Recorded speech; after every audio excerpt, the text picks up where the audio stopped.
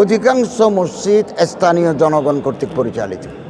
এগুলো ধর্ম মন্ত্রণালয়ের কোনো নিয়ন্ত্রণ নাই। এগুলো পাবলিকলি এস্টাবলিশড, পাবলিকলি ম্যানেজড।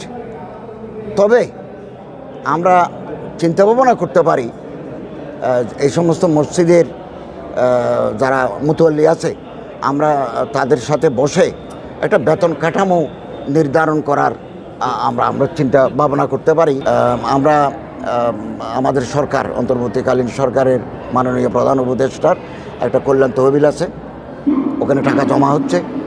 এটা যদি আরও একটু রিচ হয় তাহলে আমাদের ক্যাবিনেট থেকে আমরা আবারও এদিকে আসব। এই নোয়াখালী, লক্ষ্মীপুর, ওদিকে মানুষ আক্রান্ত হয়েছে, আমরা ওখানে যাব। আপনাদের আন্তরিকভাবে ধন্যবাদ জানাচ্ছি। আমি বাংলাদেশের এনজিও সেবা সংস্থা আর যারা প্রতিনিধি আছেন তাদের